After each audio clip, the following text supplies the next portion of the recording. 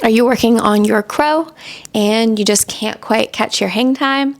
This video will be for you. I'm going to go over some common mistakes that you could be making and some alterations or adjustments that you can do to hopefully catch your crow pose. So we're going to start off by simply stating the facts that crow pose really comes down to weight distribution and stacking.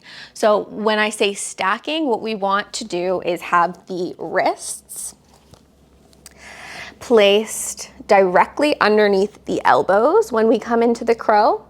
And then we're gonna have the hips above or relatively above the elbows. So what that's going to look like coming into our crow is something like this. So we've got those wrists, elbows, and hips stacked.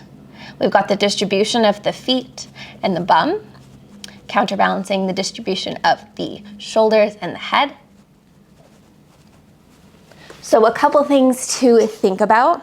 If we don't shift far enough forward, we won't be able to create that 90-degree angle in the arms in order to create the stack. So the one mistake that you might be making is not shifting far enough forward.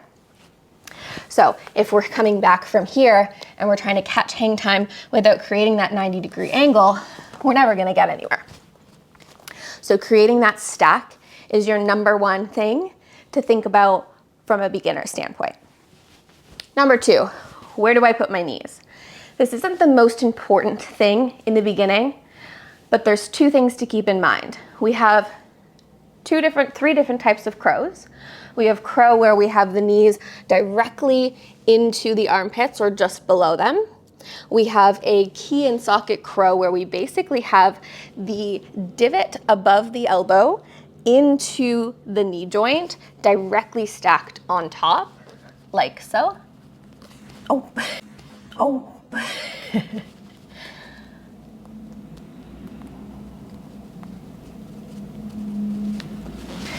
And then you'll also see crow oftentimes done with the knees kind of on the outsides of the arms, like so. So these three things will be determined based on your flexibility kind of within the hips and potentially your hamstrings and the glutes, but none are wrong. Your traditional position would be to have your knees as close up into the armpits as possible.